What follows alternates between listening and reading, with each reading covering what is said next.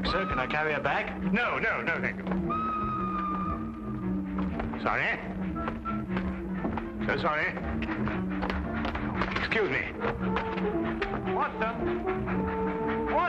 Sorry. Watson, hurry up. Come on, the train's going. Yes, here. Excuse me.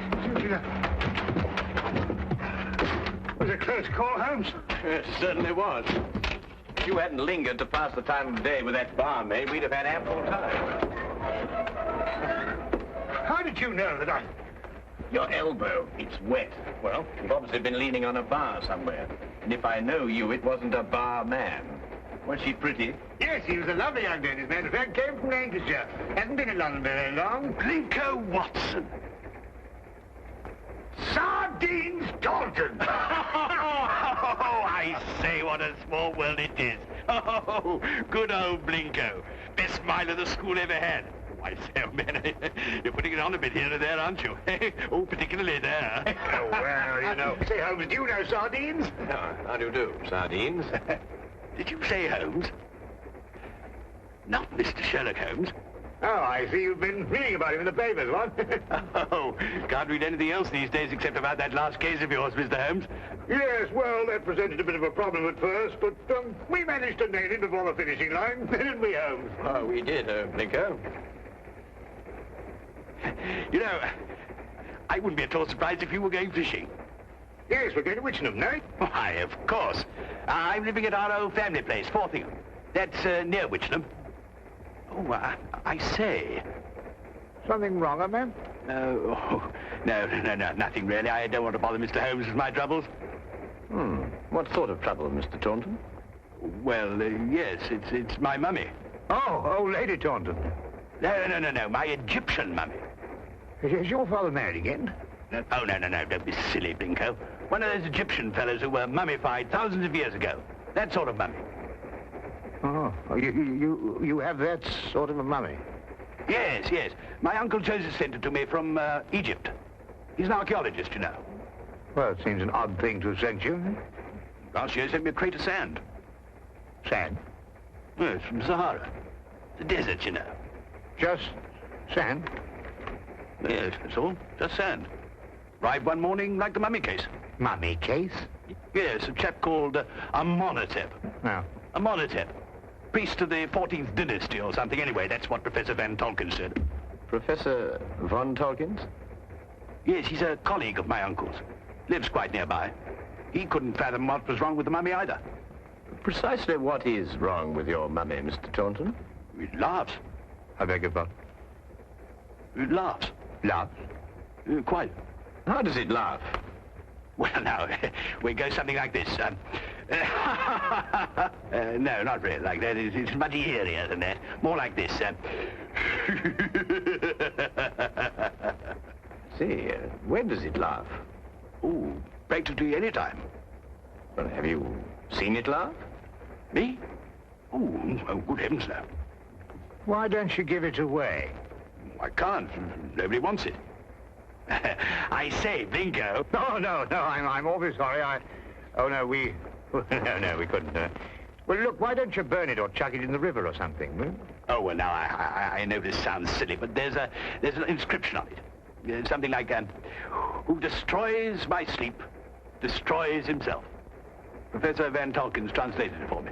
Yeah, but you don't believe all that rubbish, do you? I mean, Egyptian capers and all that. Well, no, I don't actually believe the curse, Blinker, but I've got to do something. Well, I'm engaged to Rowena Featherstone. You know her? No. Oh, she's a lovely girl. She's got an aunt, regular old battle-axe. Well, she keeps after Rowena to break off the engagement. Says a chap who keeps an Egyptian mummy who laughs, well, he can't be very reliable. Yeah, well, I understand that. Yeah. Oh, I say. Would you like to come over to my place and see if you can stop him laughing? Oh, now, look, old boy, we were going fishing, you know, and Oh, it might prove interesting, Watson. A mummy that laughs.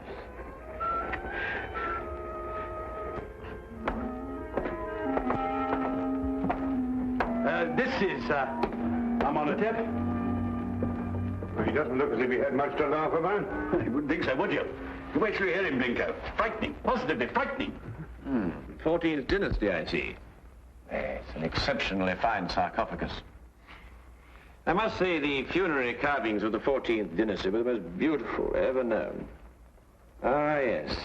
Amenhotep was a priest-warrior. And here's the curse. Yes. Who destroys by sleep, destroys himself. Makes you think, what? Ow. This thing's full of splinters. I'm always pricking myself on it. When did the mummy start laughing, Reggie? As soon as you received it 6 months ago? No, rather not. First, he was very well behaved. Quiet as a lamb, then he started in about a month ago. I see.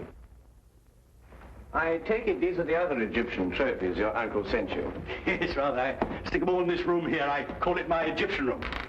You know, I wouldn't like Uncle Joseph to come back and think I didn't appreciate the gifts he sent me. Pretty touchy about the things they dig up, these archaeological fellas. Yes, quite naturally. Has your uncle been in England recently? Oh, no, not since he went galloping off east as a young man. Must be at least 40 years, I think. Then you've never seen him? Oh, no. Oh, I say, that's the Sahara sand I was telling you about. Oh, yes. Does your uncle never write to you? No, never. Just sends back the things he digs up. Have you got a photo of him by any chance? Yes, this one. It was taken when he was up at Oxford. I think he must have changed by now, you know, 40 years. Ravages of time and all that. Yes. Oh, I'm sorry, Reggie. I didn't know you had visitors. Oh, no, don't go, Rowena. I want you to meet my guests. This is, Blinko, Dr. Watson, and Mr. Holmes, Mr. Sherlock Holmes. This is my fiancée, Miss Featherington.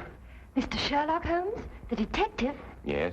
Yes, he's come to look into this mummy business for us. Have you found anything, Mr. Holmes? Why does it laugh? Well, perhaps he tickled himself to death. I keep pleading with Reggie to get rid of it, destroy it, anything. But he's afraid of the curse. Well, I'm the one the curse is going to work on, and you know what they are. Really, Reggie, this is the 19th century. And Aunt Agatha wants to know when we're going to eat. She's famished. Woman's always famished. Please, Reggie, she is my aunt. Well, I suppose I shall have to cook dinner myself. Cook left last night, 4th of the month. Say, Binko, you cook? Well, I... Reggie, you didn't invite Dr. Watson here to cook. I'll cook. Well, maybe I better do it myself after all. We'll both cook. Come on. How many of us are there? 5?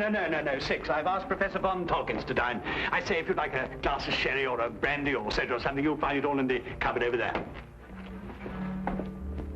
Charming girl. I say, Holmes, let's finish up this matter in short order, eh? I hear the fish round about here absolutely snapping. I wonder. You wonder what? You found something, Holmes? No, I wonder if Miss Featherington can cook.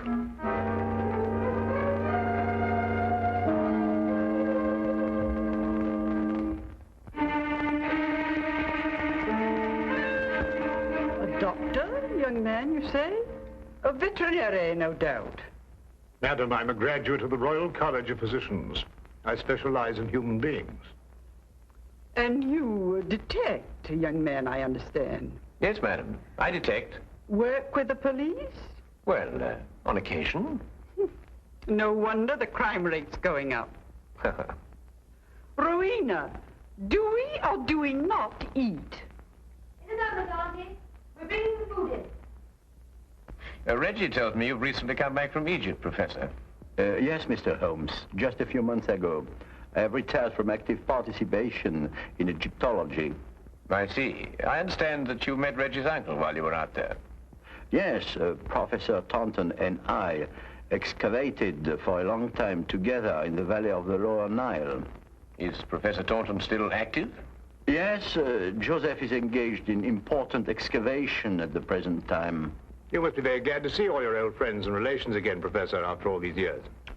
I've been gone so long, Doctor. I no longer have friends. And I'm afraid even my family wouldn't recognize me. Well, here we are at last. Better late than never, I always say. Oh, please do help yourselves, everybody. Informality's the form. Local trout. We used an old recipe we found in a cookery book in the kitchen. Didn't we, Reggie? Yes, at least I think it was a cookery book. I read something about mixing nitrogen with hydrogen or something or other at the end of it. Oh, Lord. Well, this is splendid. I haven't had a decent, well-cooked fish like this in years.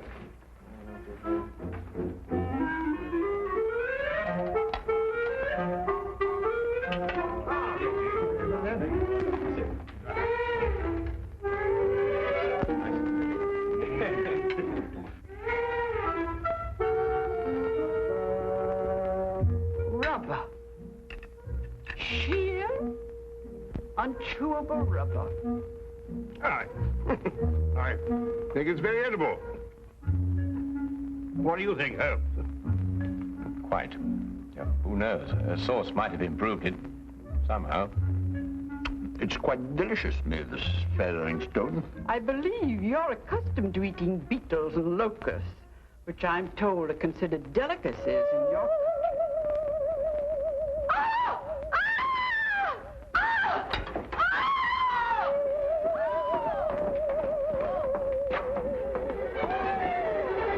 Reggie, take the other end, would you?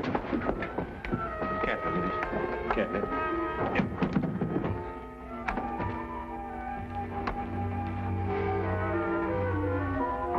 This time we heard it ourselves. Yes, Watson. This time we heard it ourselves.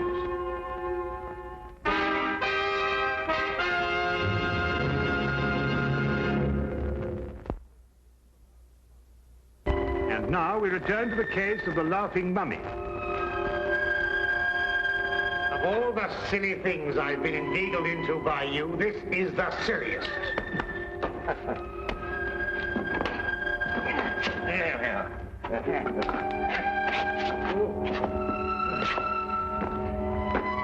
What do you expect to find up here? Something I discovered earlier this evening, Blinker. Do not address me by that ridiculous name. Ah! All right. All right, old chap. I'm all right now. But if I kill myself, I shall hold you personally responsible. Good. No, we managed it somehow. Though I had my doubts on several occasions. Now, we'll soon know now. Know what? Unless I'm mistaken, this is our laughing mummy. But this is only a weather vane, Holmes. Ah, yes, but one that laughs. Listen. Good heavens. Well, it is laughing. It would appear to be so, wouldn't it? Especially with a mummy in the house. When the wind is in a certain direction, the weather vane acts as a whistle, and the resultant sound is funneled down into the Egyptian room below. But that's marvelous, Holmes. How did you stumble onto it? Well, in dealing with the occult, Watson, it's best to remember the natural phenomena come first.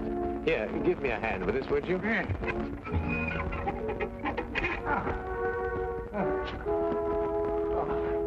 Wonderful. That's wonderful. Now, be careful you come down, Holmes. Yeah. Just be careful.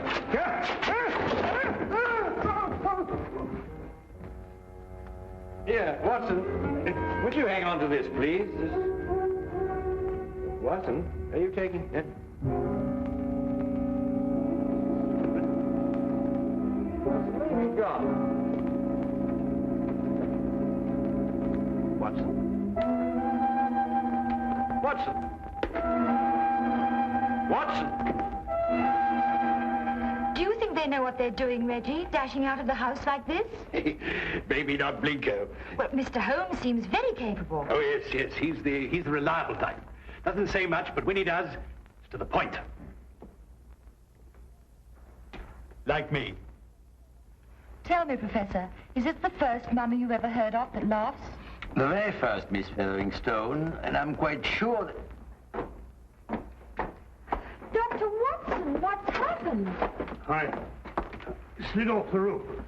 Landed in the rhododendron. Not my rhododendrons, Blinko. I've entered them in the local flower show. You may now withdraw your entry. Reggie, how long has this weather vane been on the chimney? Oh, about a month. I see. And it was about a month ago that the mummy started laughing. Yes, that's right, Mr. Holmes. It was our stop laughing. It was caused by the wind striking the weather vane, which then blew down the chimney and caused a sound which resembled a laugh. Well. Good heavens above. Mr. Holmes, how terribly clever of you. You found it out all by yourself? I, too, was on the roof, Miss Featheringstone.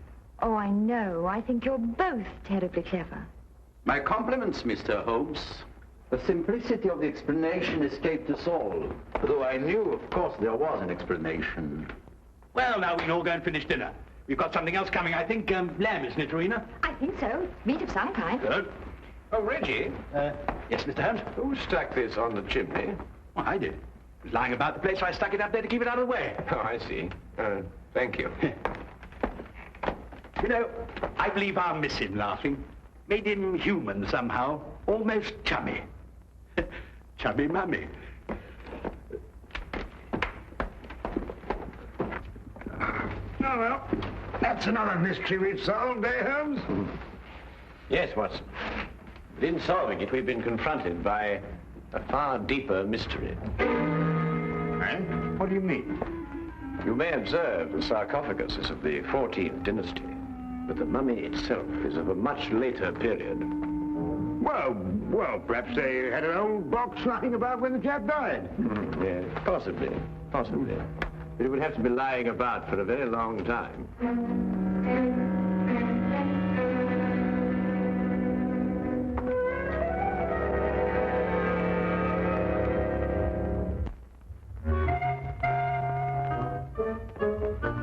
Morning, everybody. Isn't it a lovely morning? Simply gorgeous. Good morning, Miss Featherston. Yes, it is indeed a lovely...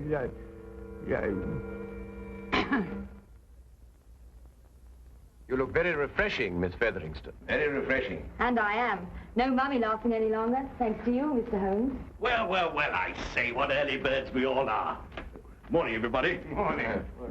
God's in his heaven and all's right with the world and all that sort of thing, you know what? There's no need in invoking the name of the deity. I wasn't. I was quoting a bit of poetry or something. Shakespeare, I think it is. Tennyson, darling. Oh, really? Oh, Actually, Miss Featherston, I think, if I'm not mistaken, it's a quotation from Robert Browning. Ben Ezra. Pippa passes, Watson. Oh, yes, of course, Pippa passes. I knew it was something like that. Good morning. Oh, good morning, Professor. Morning. Have a cup of tea or a baked egg or kipper or something here, what? No, thank you. I just wanted to return this book. Oh, I say it's awful decent of you, thank you. Oh, Professor von Torkins. Yes, Mr. Holmes? Reggie has a 14th dynasty vase in the Egyptian room, which rather puzzles me. I wonder if I could impose upon you to clarify a point for me? It would be my pleasure, Mr. Holmes. Should we see it now? If it wouldn't be too much trouble, Professor. Not at all. Thank you.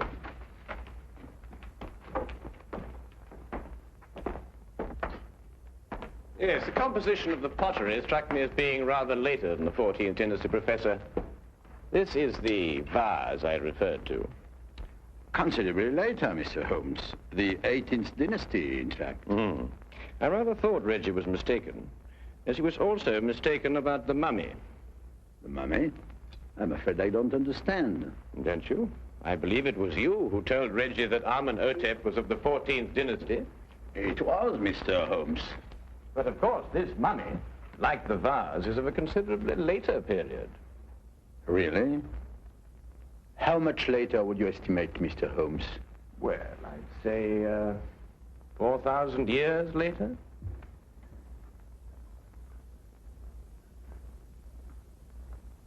How did you determine that, Mr. Holmes? Well, the sarcophagus is obviously authentic.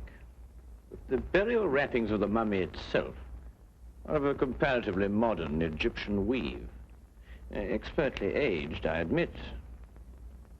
I'd hoped the discrepancy wouldn't be noticed. Well, if it hadn't been for the coincidence of the weather vane, I should never have bothered to look at the mummy so closely. What do you propose to do, Mr. Holmes? I'm afraid, Professor, I have no alternative. Holmes, what are you talking about? Professor von Torkins is, I regret to say, Watson, involved with murder. Murder? Well, who was murdered? Joseph Taunton, Reggie's Uncle Joseph.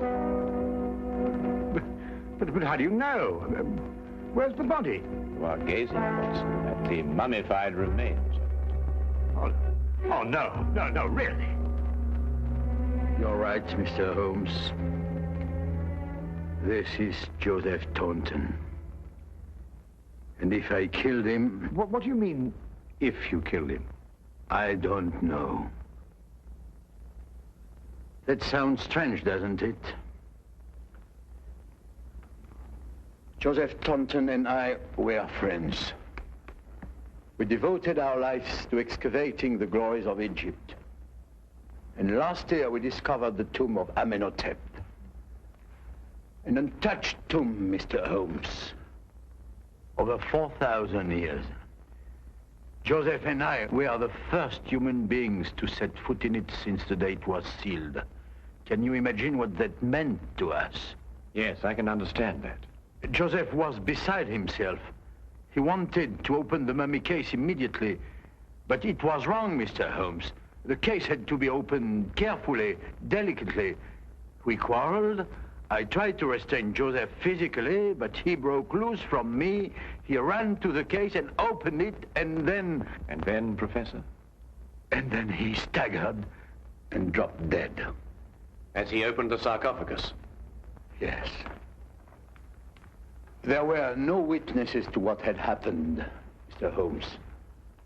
But in our struggle, Joseph had suffered bruises. I knew what the police would believe. And so you removed the mummy of Amenhotep and substituted the body of Joseph Taunton instead? It was the only way I could get the body out of the tomb. Mr. Holmes, I didn't mean to kill Joseph. It was his heart. He always had a weak heart. You say he staggered, Professor.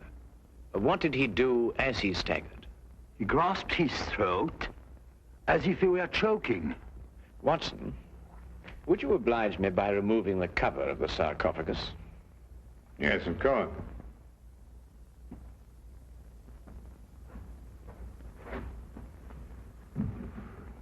Ouch! That splinter. Yes, Watson, ouch. As Reggie said, and as undoubtedly Uncle Joseph said, too. Professor, would you care to take a closer look at what Reggie called a splinter?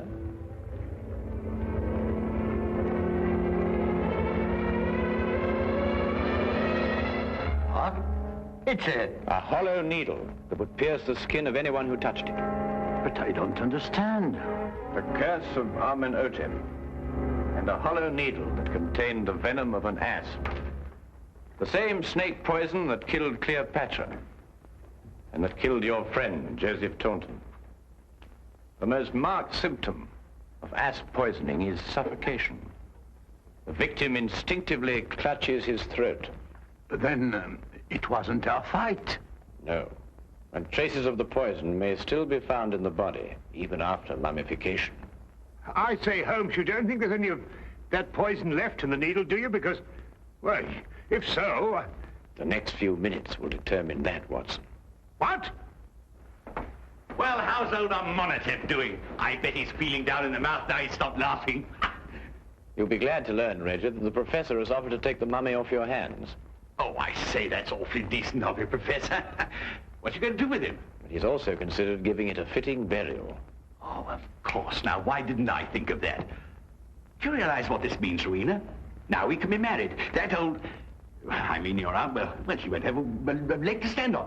But, darling, Aunt Agatha really likes you. She just pretends to think you're not very bright. Really? She likes me? I think so.